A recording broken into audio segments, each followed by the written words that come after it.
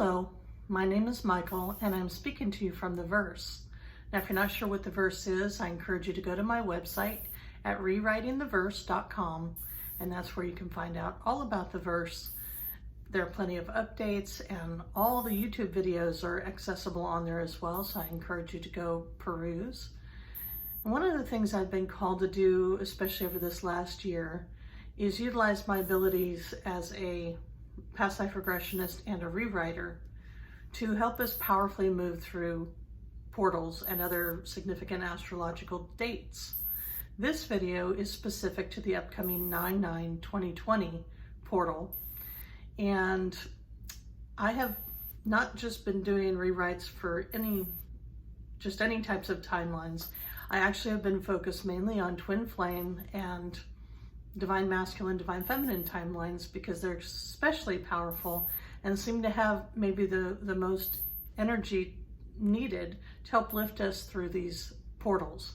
These are, many of them, Ascension gates, and the 9/9/2020 portal is also one of those.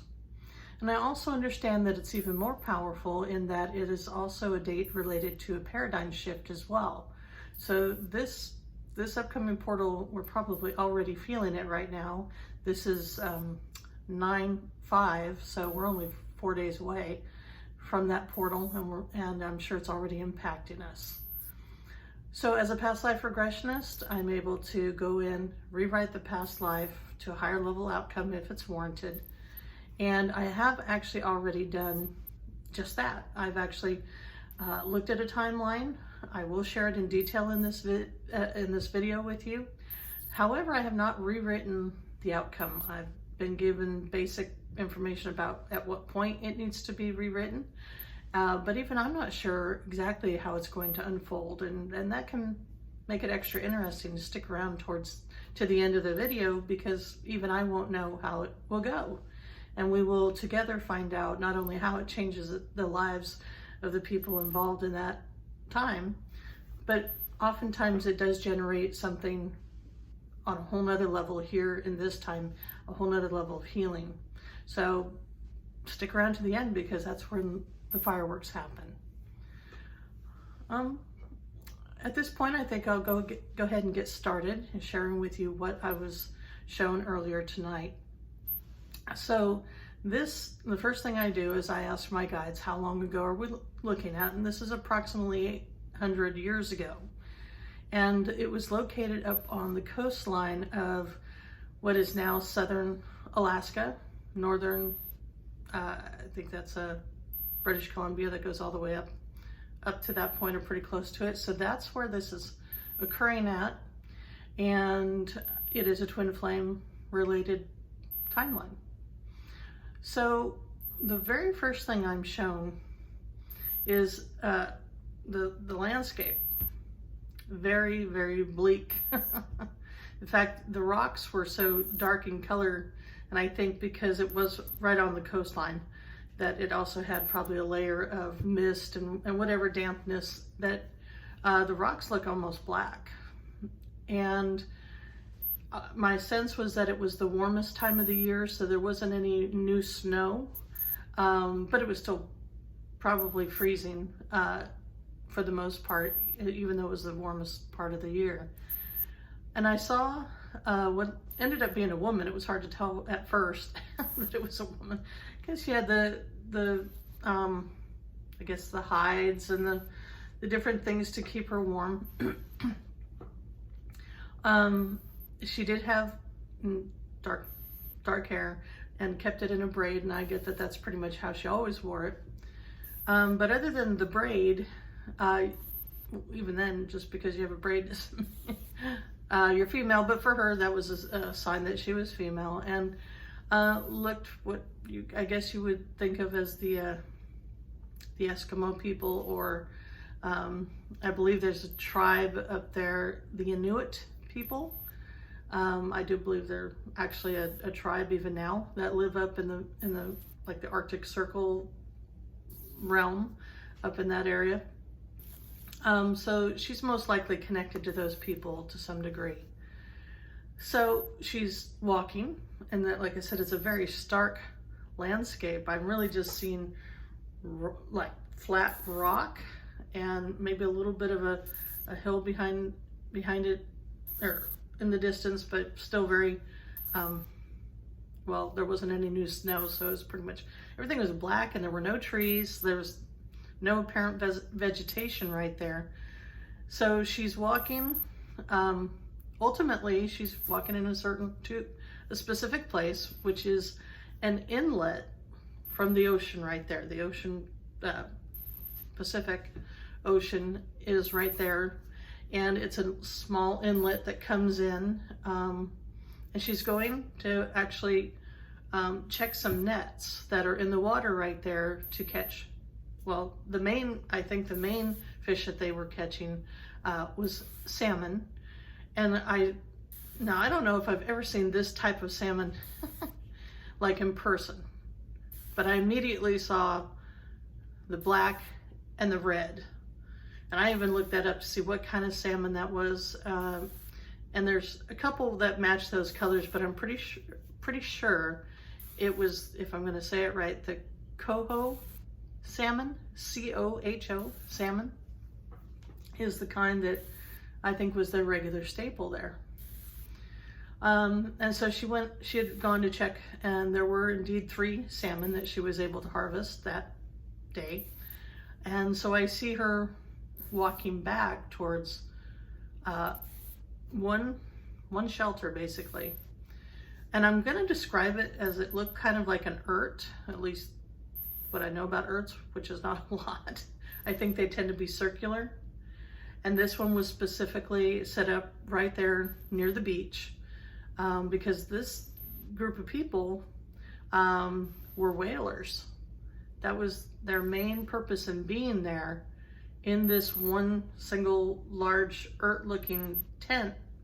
And it took me a while to figure out, I was like, there's only like 8 of them, or 8 to 10. So is this the tribe itself? Is this it? But it took me a while to get this information. Eventually they did say, oh no, their main tribe is actually further inland, down the inlet. At least I'm getting at least 10 miles in. However, during a few months out of the year, the warmest months of the year, she and this group of people would come and set up their yurt right there. They would bring one of their boats down the inlet, set up this yurt so that they'd all have a shelter. And for a couple of months, while the whales, specifically the killer whales, which technically is not a whale, it's like the largest size dolphin out there, basically. But that's what they would be hunting this time of year.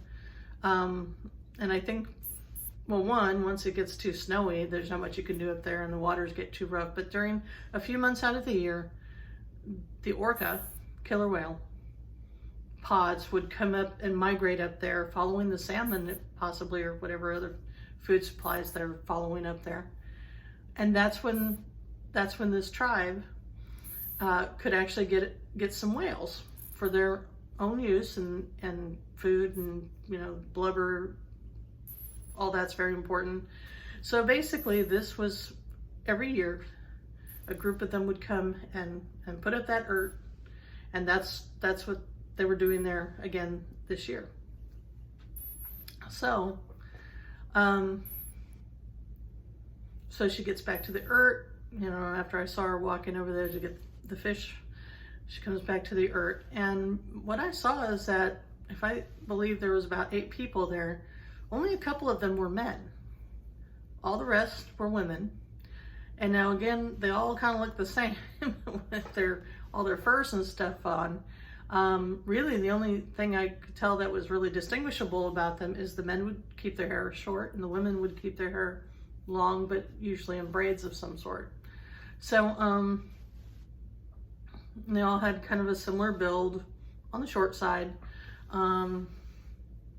And I just got in this particular, not just that group, but their tribe, definitely a much higher number of females in the group than males. I don't know if it was ever planned that way, but that's just how their tribe ended up, very heavily female population in it. And so the females did everything the males did. So just because they're whaling doesn't mean that that it's the men going out. In fact, there were 2 men in the group that were out there in the earth with them, but they were the ones that usually stayed back while the main 5 usually would go out in the boat and actually hunt for the killer whales. So they weren't even usually out there on the boat with them. And this is just how it was with that tribe. The women did everything the men did. The same, vice versa. You know, the men could do it too, but this female, actually I got her name is Keko, K-E-K-O, something like that. And she's actually not just one of the whalers, she is actually the one, and I got the word hurler. She's a hurler because she's the one that throws the actual harpoon. That was her main job. I mean, yeah, she could help row out there, but when it was time to, when a orca was close enough, it was her that would take the shot. And seeing how there was only this one group that went out with one boat, it was up to them to produce enough whales to support the overall tribe. And I got that, like three was at least a good number. If you can get three whales in those few months, for them, that would meet their needs. Overall, they would have plenty to get through the winter, etc. And anything beyond that is just like gravy, you know? But hopefully you'd get at least 3. And at this point, I believe they've been out there at least a few weeks and I've already gotten one. So, yeah, and what I eventually saw was how they didn't break down the whale right there. When they finally got one, they would tow it. They would tow it up the inlet all the way up to where the tribe was, again, about 10 miles in. Because that's where everybody was, and they could break it down, and then the boat could then return back to the Ert and be fishing again whaling again the next day. Now, they did fish as far as helping feed themselves during that time, so yes, the salmon was for personal use, but as far as why they were there, oh no, it was about the whaling.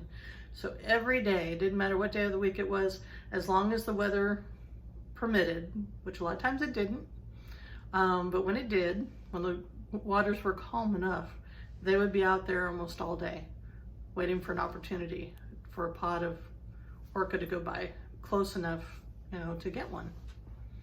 So this was what they were out there for. Pretty typical. Keko had been their main hurler for, I'm getting at least 5 years. And she was really good. She was the best out of all the men and women in her whole tribe. She was absolutely the best as far as accuracy and ability to hit the target. So her job was very valuable and held in high esteem. So they then show me eventually on a day when they're sitting out there, they always have 4 rowers plus Keko. And their main way of hunting is to just go out and then sit and pretty much let the boat kind of drift and not paddle too much. That way, if a pod goes by, they don't think it's anything other than driftwood or something. And if they come by close enough, then they take the shot. So that's pretty much how they do things. So this day, they're out there, they're floating, waiting, and all of a sudden they can see down south, they can see another boat is coming towards them. Okay, this doesn't happen every day. Not to say that they don't know that there aren't other people out there and even other people probably whaling out there, but they just don't ever see any of them. So here comes a boat paddling its way up the shoreline, and it's clear that they're human, you know. They're not totally surprised by that. And they see long hair. All of them have long, dark, flowing hair. And she makes the assumption that they're women. just because of the way they were in their hair. Plus, they look a little different already in that they're definitely a different tribe. They have a different look to them, not necessarily the clothing per se, but they're more on the slim side versus her people are pretty hefty, the men and the women. And these people are more on the maybe a little taller and thinner side. But it's not until they get close enough to start, yelling out, hey, or whatever they said, she was shocked that they were men. Again, the long hair kind of threw her, thinking that it must have been another bunch of females, but no, they were all men, definitely from a different tribe, farther down the coastline. And they come rolling up, and they're starting to share that, hey, whatever their tales were, why they had to come so far north, why they hadn't seen each other before, was because, there were so many other people from even their village, their tribe, fishing.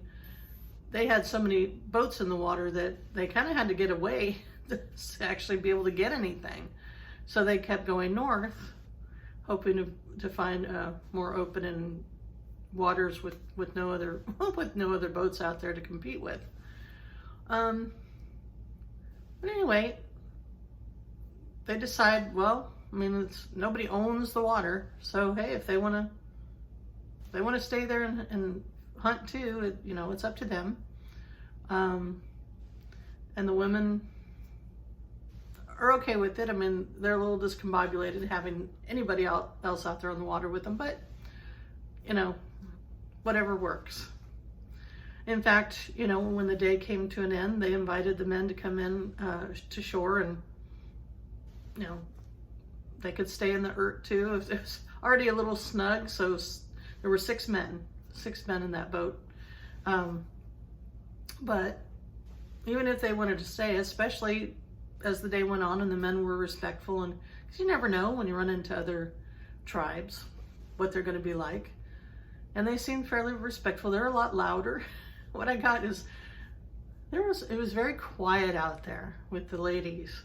It was just, not even a whole lot of talking, nothing to gossip about. It's just, well, not just the other ladies. There were two men in their group too, but it was kind of just, you're there to do a job and whatever. It was fairly quiet. These guys were the opposite.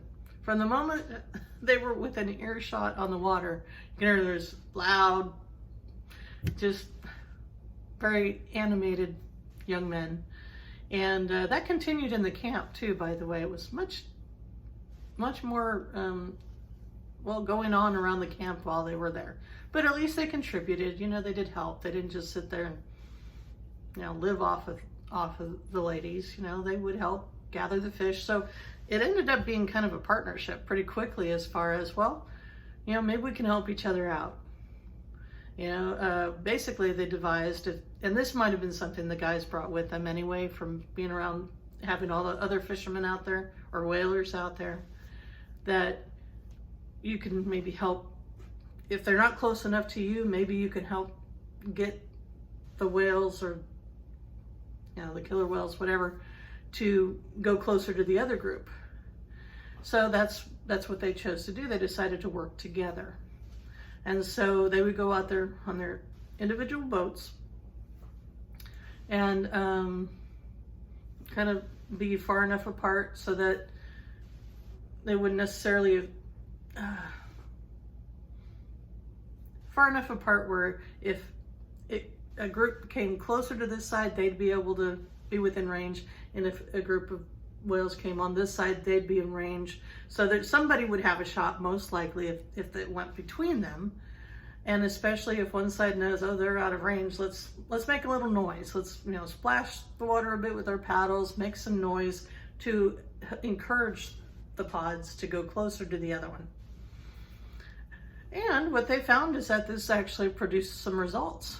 And it was basically whoever harpooned the killer whale, it would be their kill, and the others would help pull them in or whatever, and they figured eventually it would balance out. which it did pretty much. So, like I said, however, that when the ladies would get their kill, they would just keep hauling it down the inlet into their actual tribe and leave it there for processing. Well, what ended up happening is the agreement was if it was the other way, if the men got the kill, they would need to drag theirs all the way down. And I'm feeling it's at least a 20+ mile trek down to their village, which is really right on the water, and have it drop it off there. So they agreed to save time as well.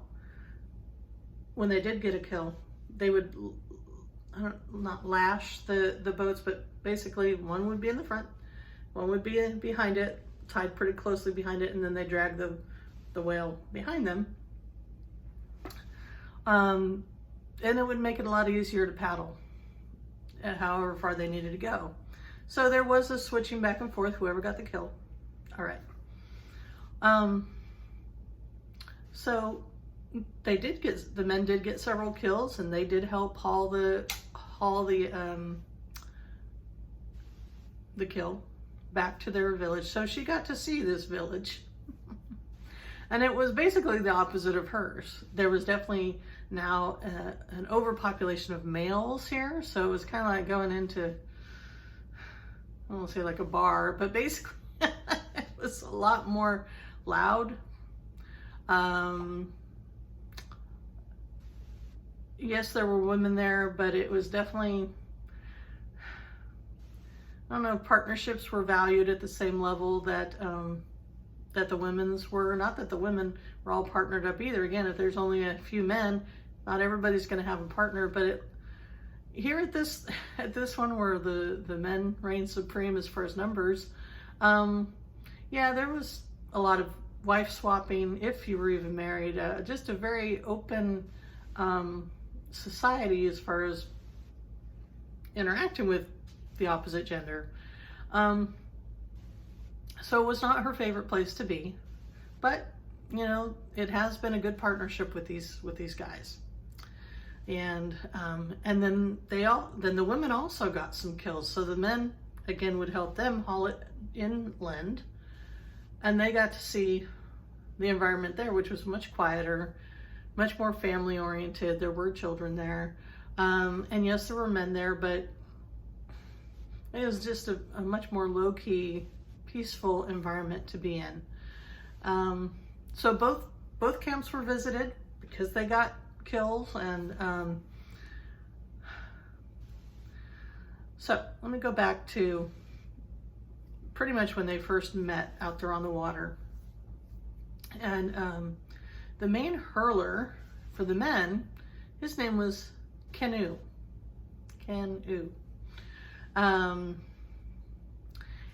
And so kind of as in her situation, when you're the hurler, you're kind of the chief of the little group, you know, at least you're out in the water and you're kind of in charge. So she actually was interested in this guy, you know, as far as, well, they definitely had a different look to them. They definitely whatever, but she thought it was handsome and had to shift a little bit of her way of thinking, because not to say she was never going to have a partner necessarily, but just in her camp, it wasn't as likely.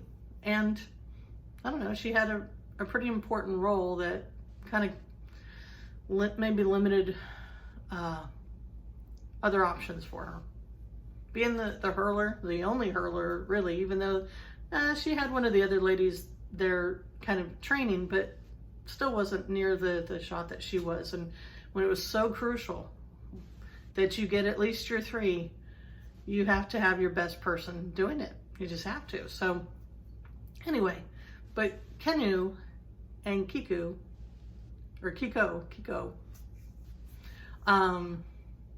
anyway, there are twin flames.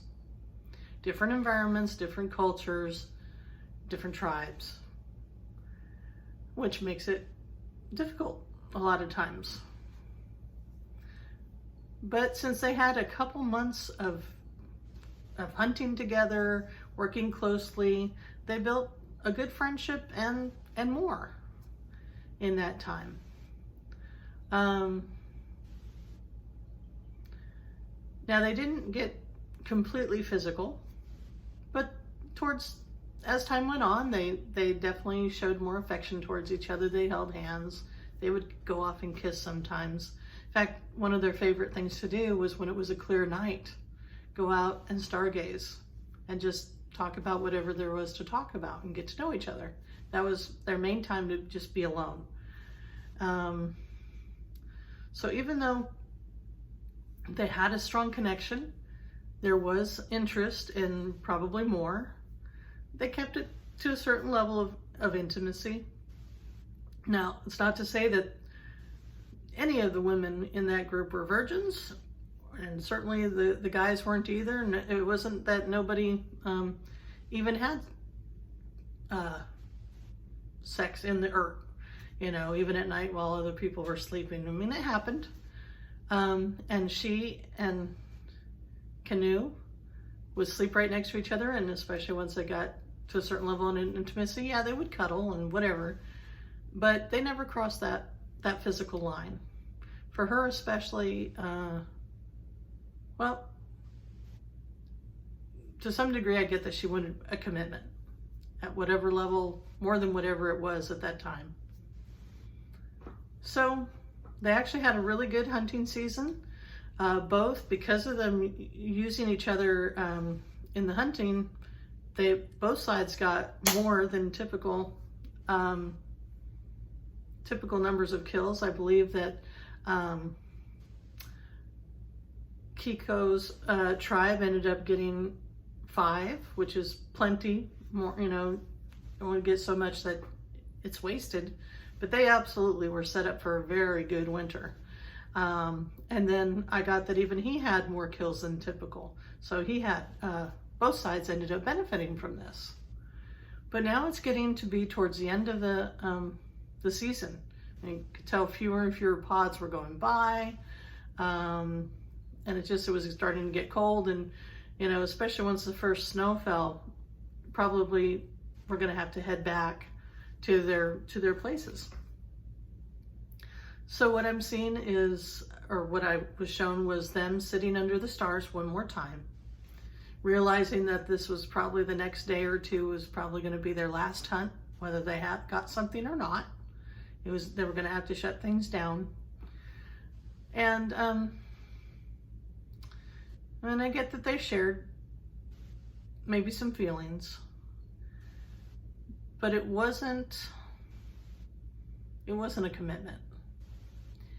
And so I think neither one of them, denied that they obviously they were cuddling, they were doing things that were intimate, but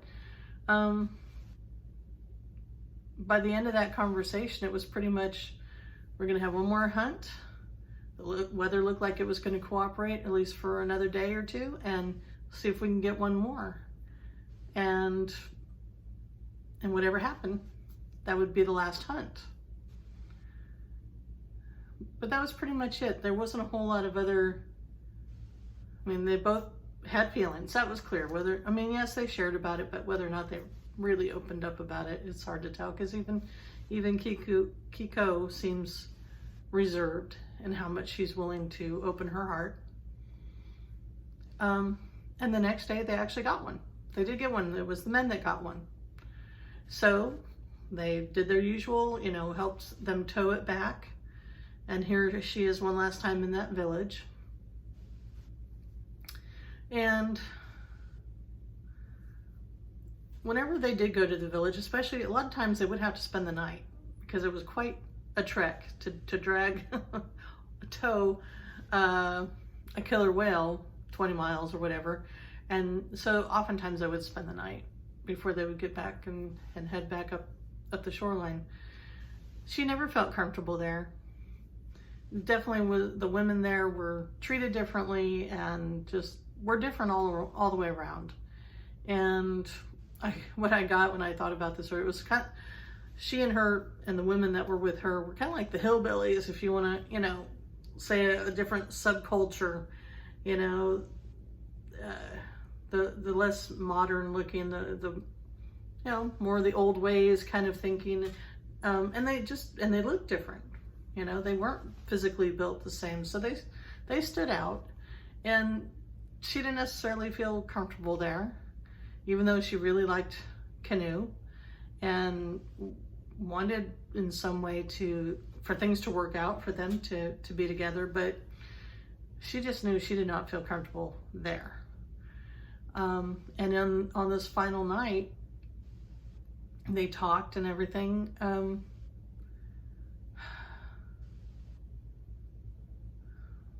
Sorry, I'm just trying to see if I'm being given more details about that final night, because when she was heading out, it was going to be just the ladies heading back, because this was the end of the hunting season. Just basically the last thing that they agreed to was that, yes, they had feelings for each other. Again, how much they really said it or not, I'm not clear, but no commitment in that moment to working it out where they would stay together one way or the other. And it was basically promised that, hey, next season we'll be there, we'll do it, we'll have 2-3 months next season. Yay, right? Something to look forward to. Something to look forward to. So that was agreed. But from the moment she got on that boat, headed back the very next morning, it immediately started, in her mind anyway, to deteriorate as far as that hope. And that's a long time. She's already missing him, but a lot can happen in 9 months, 10 months, whatever. And as much as she wanted to look forward to that, it just seemed, well, the whole next year, as she's waiting for that time to come around and is keeping the hope alive, because she's excited, she likes him, she loves him. It's twin flame energy, so it's strong, even for Canoe. He felt it too, but how much, again, that he was willing to really risk by being with somebody of a totally different culture and whatever his feelings were. Well, he didn't show up the next year. And in the beginning, she would look down the shoreline every day that they started heading out, kept looking, he never showed up. Nobody from that tribe showed up. So definitely dashed her hopes of anything working out there. And what I saw was that, well, of course, she was left wondering why. I mean, one, is he still alive? But also just, oh, he probably didn't love me anyway. Whatever story she could cook up, she did, of course.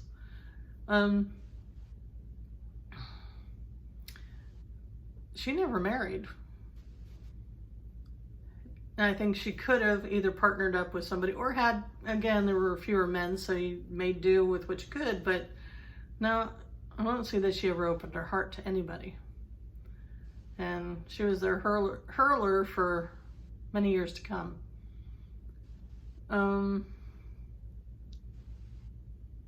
But yeah, he didn't show up. And so basically in the end, in that storyline, that's how it ended. She never saw him again and was just left wondering. And like I said, when we're left wondering, a lot of times we'll just fill in the blanks, and it's not usually pretty. whatever things she put in the space weren't things that made her feel good about it. So that's our first version. I get the word bleak again, just kind of like that landscape. Man, there's nothing, not a green anything. It's just like black stone and sand. That's pretty much it. So when I'm done looking at a timeline, getting the highlights, I will then ask my guides to show me at what point could there be a rewrite or something added or changed that would have a different and higher vibrational outcome. So they actually showed me the starry night, the last starry night where they were out stargazing and sharing and cuddling and knowing that it was probably going to be their last hunt the next day. And that is the key point. So I'm going to take a drink of water, and then we'll see what we can do, what other options we have for that point in the story. So hold on.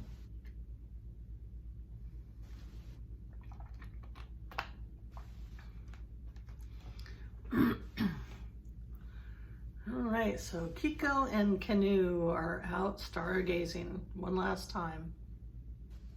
Cuddling, holding hands, little kiss here and there, right? Now I'm getting that at least a few times prior to this, they did talk about, well, what if? What if she came to live with him? Or what if he came to live with her? What ifs, right? And what I know is for her, being the only hurler in her entire tribe of any good accuracy anyway, she couldn't leave the tribe. That was such an important role, and their livelihood depended on her largely. So, that wasn't, to leave them physically wasn't an option.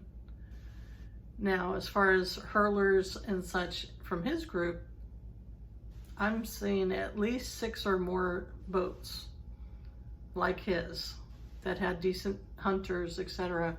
That his job wasn't as essential, although it did give him a certain level of prestige in the tribe, and was, if you want to say, his career, so it was important to him. But as far as his level of necessity for the tribe, no, it wasn't. There were others that could do what he could do.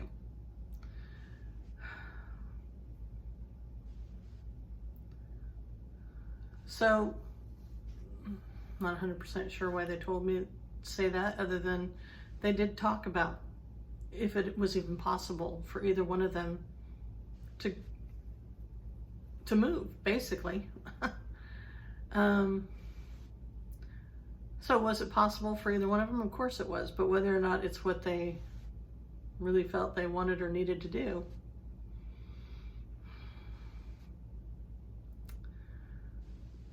So a movie that they showed me as I was kind of contemplating this earlier was the movie Grease. And the idea that the main 2 characters met on a summer break, in high school, and she was from a different country even, and she was a good girl, and they didn't do anything serious, and he's some greaser from the US or something, and he's got a reputation. So if he's going back and talking to his buddies, oh, he scored, he totally scored, right? And and in the movie, she goes back and, oh, he was so sweet. And nobody knows this guy to be a sweet guy, right? So I got that kind of feel here. She's the good girl, and he's kind of, the greaser that has a reputation to uphold. And she definitely doesn't fit, not just in that arena, the good girl, but she doesn't fit in any way what his reputation would say, that he would be with a woman that basically looks like the women from his tribe. He'd probably get, one of the pretty girls, and, he's got a reputation, right? So it feels a lot like that. And I really get that he was concerned about what people would think. Yeah, as buddies maybe, but just in general, she didn't fit. She didn't fit what he had always envisioned that he would be with. Now, he didn't fit hers either. But actually at the end, what was interesting, because in the movie Grease, at the end, she tries to be a bad girl so that she can be with him as the greaser. Well, he's trying to become a good guy in the process. So whatever the case is, they're both trying to change in the movie to be able to be together. Well, when he doesn't come back, going back now to Canoe, when he doesn't come back that following season, she maybe is kicking herself a little bit about not being a little bit more I don't want to use that word, but what's another word? I'm gonna say slutty. Okay, let's just say it. So I'm getting be a little more slutty. That he might have stuck around. I mean, she saw what that village was like that he came from. There was sex happening everywhere. So for her to not put out, she was thinking that might have been a key part of it, you know, and maybe she should have, woulda, coulda, right? So, okay, let's bring it back now, back under the stars. So they had thought about if something could work out, but they had their excuses why not. So something about this conversation needs to go differently so that we'll have a different outcome. So let's see now what they can show me, because again, we're at the point of actually rewriting it, figuring out what needs to change, and once that happens, we'll look down the timeline and see how that affects things, but especially once I formally rewrite it, everything will change connected to that timeline and for 800 years for those two souls. And possibly the planet. We'll see how it affects things. So, okay, let me see here. They're under the stars, they're cuddling, both feeling sad about that the hunting season is over.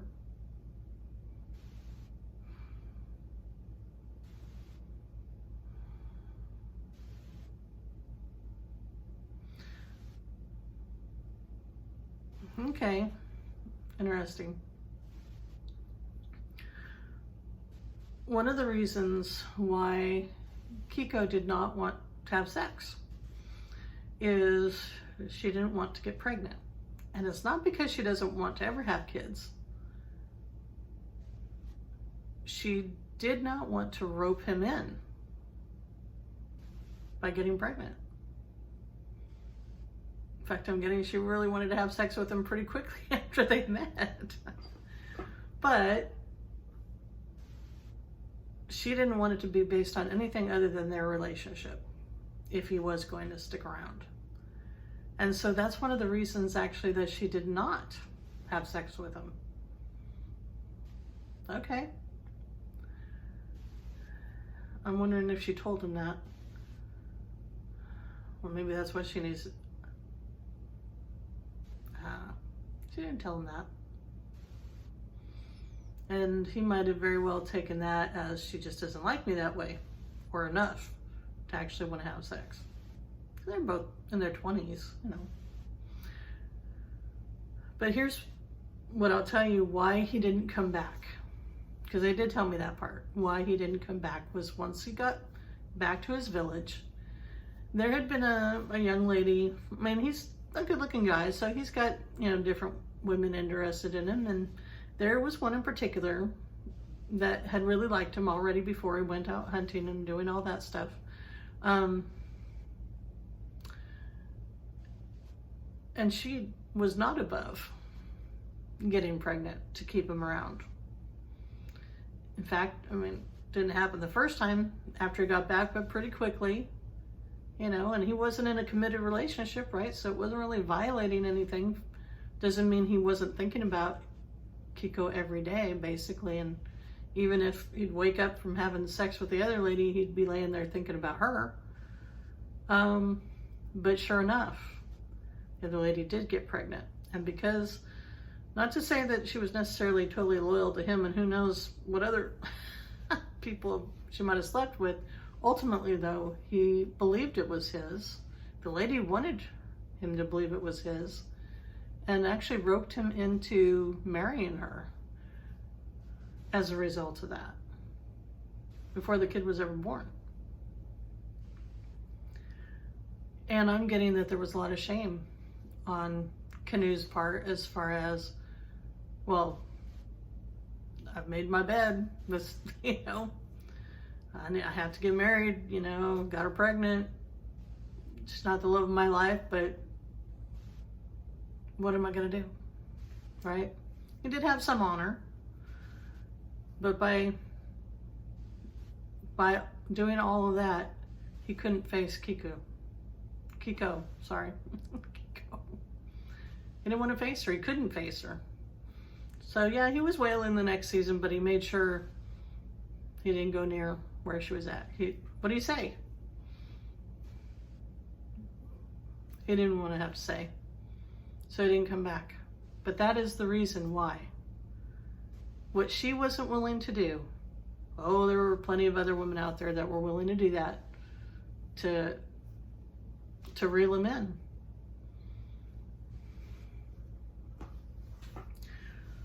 Okay, so it's interesting. The reason why Kiko did not want to go there was for, I guess, honorable reasons or whatever, but she didn't tell him that. And I think that needed to be said, is what I'm getting. That needed to be spoken, articulated in some way. Because even though, I don't know if they really said, I love you or anything like that, and they were bonded like that, I think it left him wondering if she, he is from a different culture. If she was wondering about his interest in her because she was from a different culture, basically it was probably going on in his head too. There's no way she'd like me. I'm so not like the men from her tribe, live like a bachelor back my village. And she needed to tell him, basically is what I'm getting. She needed to tell him that.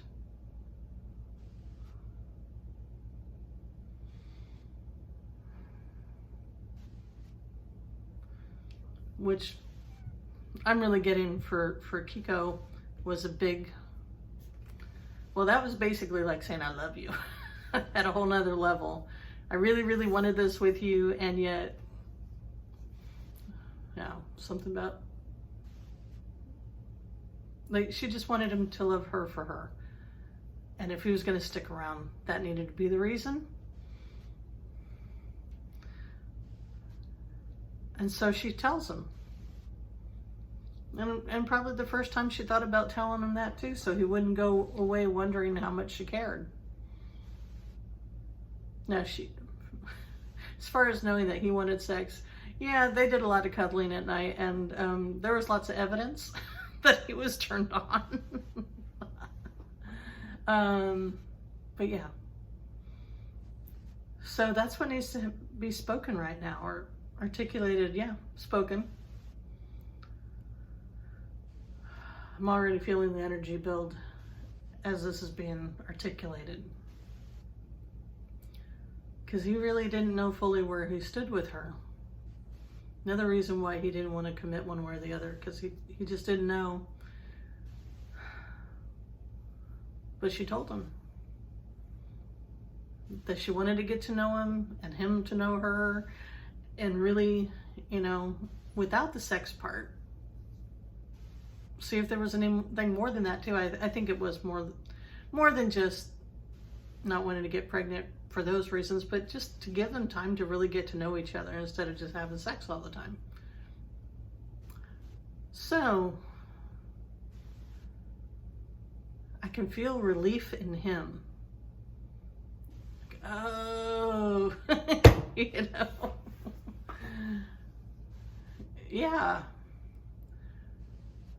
Yeah, he's, obviously good looking guy. He was used to pretty much, he could have sex with whoever he wanted back there, pretty much. And somebody wasn't feeling that way about him, at least that's what he was assuming, that must be the reason. She's just not that into me. Oh, she was into him. Believe me, she was not a virgin when they met. She wanted to do plenty of things too. And so now that it's out there, basically, now that it's out there, that she does feel that way about him, and that she has been holding back for this reason, And now this is bringing to light how much they really do care about each other.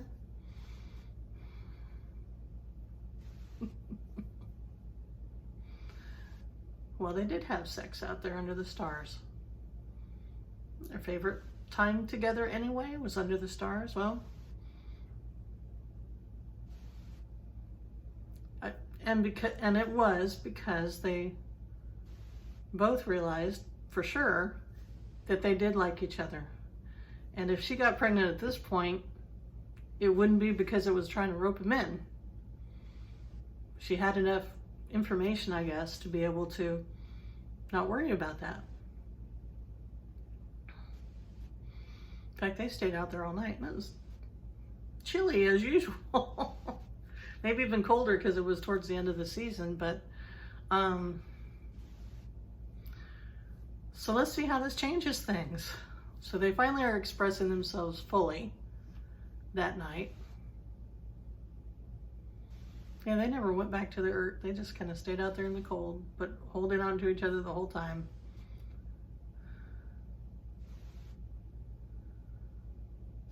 So this time they're still going to go hunting. They're still going to go hunting.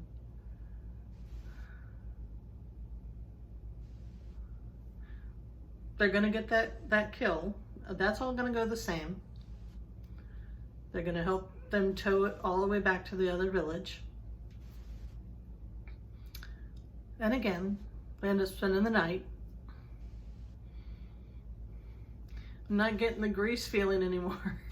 The whole, oh, she's just some girl, you know, whatever, I'm not interested. Oh no, they spent that night together too.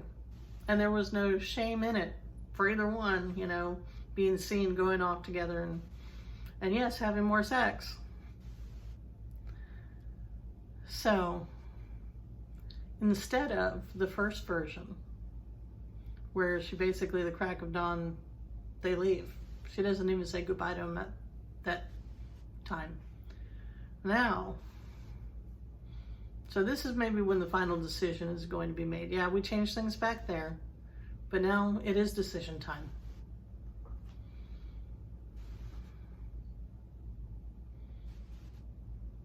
And the decision was already made. It might have even been made that starry night, because he's getting in their boat. He's getting in their boat, and he's going back with them to their tribe. And I don't get that it's like, hey, I'll see you guys later, I'm just going to spend some time. No. No. They're both hoping that they're pregnant at this point, or going to be. So he's chosen. And what happens ultimately is, now, instead of just one group going out once a year to go whaling for that tribe, they have two boats. Because they now have two hurlers. And they can get so many whales just between the two of them at this point, working together. So she doesn't have to give up, well, her position, and he still gets to be a prime hurler. You know, they're both really high level skilled hunters. So now they have, you know, like the following year, they have two Earths out there, and they've already created another boat so that there's two boats now.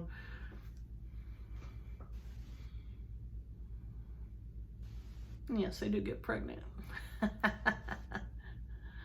I think even actually by the time that second year comes along, or the second season comes along, I think they have a little dark-haired little, I think it's a boy, but, and they actually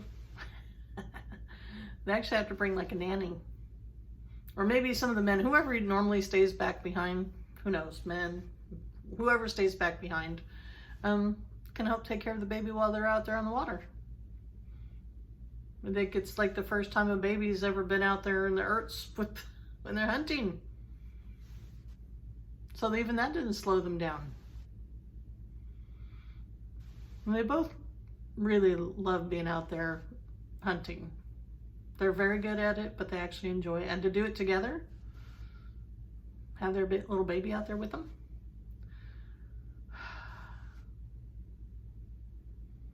So it really all comes down to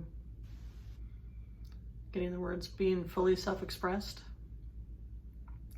Yeah, they had both indicated and they were holding hands and doing all those levels of things, but there still wasn't clear enough communication in that first version for either one of them to fully commit to anything.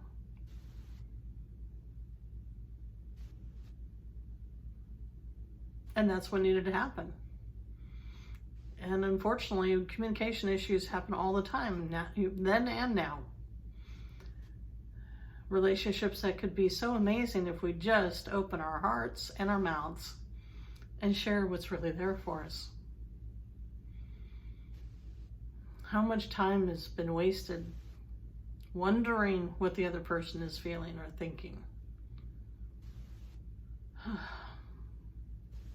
So communication. And I get that it was important that they had those few months where they were getting to know each other. Because, you know, they could have had sex from the very beginning, and I'm not saying they couldn't have still gotten to know each other, but I don't know. It seemed maybe like it worked out best, that they did get to know each other, and she really could, in her heart at least, know that he really liked her, and that it wasn't even just about sex. Whatever the case, they end up together. They end up both doing something that they really like as far as the hunting. And it just brings a whole nother level of, okay, what I'm getting is, not that they wanted the level of activity of the bachelor pad village going on in this village, but it did bring an extra life, excitement, even the knowing that they had another hurler, that they would have another team out there, that brought so much,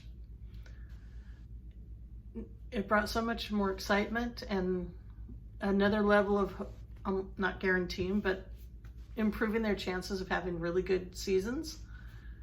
And it took actually so much pressure off of Kiko to be the only one in the whole tribe that had any real talent at that.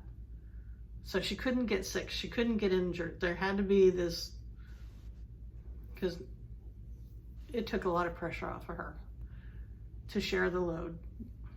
So I feel like that's a key part of this too. Something about that is about sharing responsibilities. And with a true partner, you do. You do, whatever those responsibilities may be. When you've got an equal partner, somebody that truly does give and take equally, which is best case scenario, I believe, then, well, it just takes so much pressure off of the individuals to produce certain things. And then that's when you can start creating new things, whether it's a family, whatever it is, because you're not in survival mode anymore.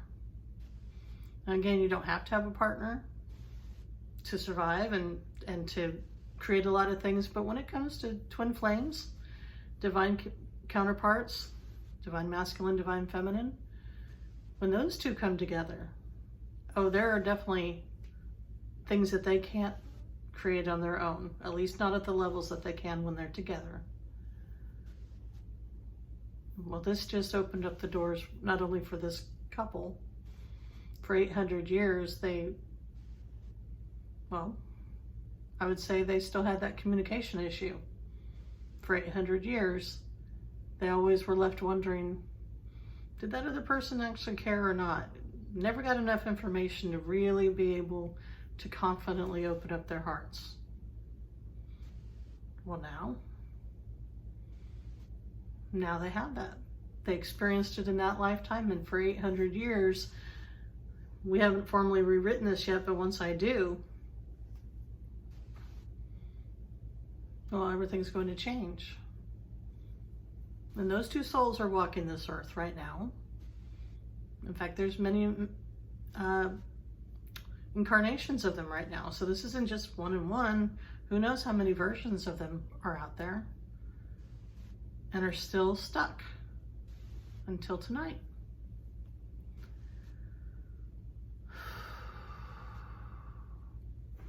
And I'm rewriting that right now. So that lifetime is changing. They're having that conversation. They're expressing themselves fully on many levels in that starry night, so that there's no question in any of their minds or hearts how they truly feel. There's no more need to even talk about it. He knew he was going to be going back with her that night. And I think she knew that too, because there was no way she was going to be able to go over there. But they were definitely committed that night. And their actions were lined up with that. So I'm feeling the energy start to come in now from that lifetime.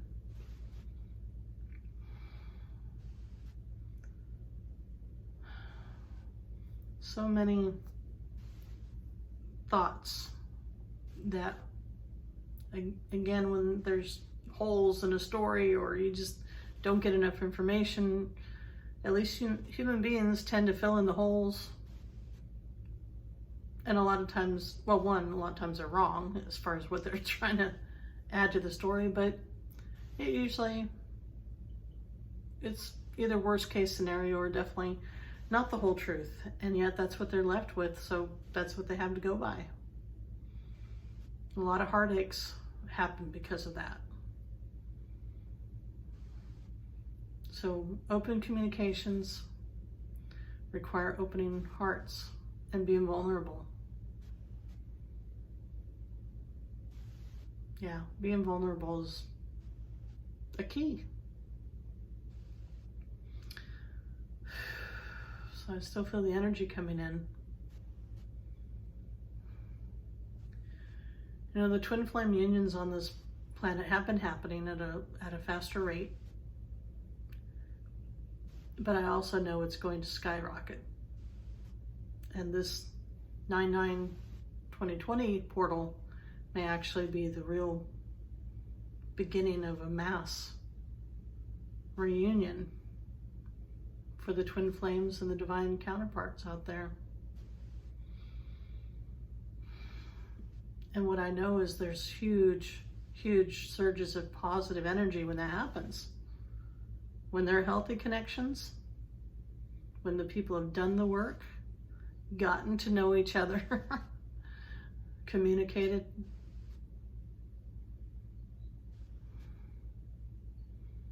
It's time for a huge number of them to come back into union again, or find each other for the first time again in this lifetime.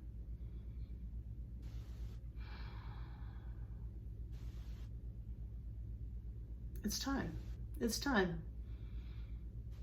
We've been going through Ascension portals for, I would say, at least a year, where I know we've actually literally been going upwards, and this is another big one.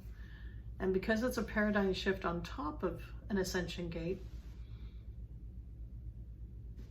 this might be the door opening that just couldn't be opened before for the twin flames, for a large number of them anyway, to finally be able to come together and have healthy, amazing relationships.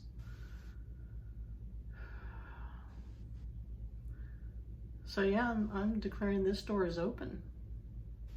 For those that choose to walk through it, there's always free will, right? Always free will. But for those that want to do the work, to be vulnerable and freely self-express with your partner, the door is opening right now. Within this energy, by 9/9/2020, it will be fully open.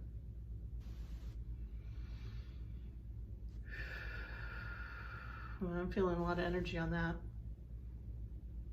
I think this just unlocks something, actually. A door. I'm seeing a portal on a portal. like a smaller window and a bigger window. So maybe going through two portals in one, something like that. It's leading to a whole new world, at least for the twin flames and divine masculine, divine feminines out there. If you've been waiting, if you've been trying to be patient for things to line up for you to be with your person, well, you might finally see some results right now. And I'm hiccuping, and which is usually confirmation for me that whatever I'm thinking or speaking about is accurate. So that is it for our twin flame rewrite. So following this video, I will do another short highlights video for this particular timeline. And so I'll basically just be speaking about what we got here at the end after the rewrite. And I will attach that link below. So please like, share, and subscribe. And until next time, peace and joy.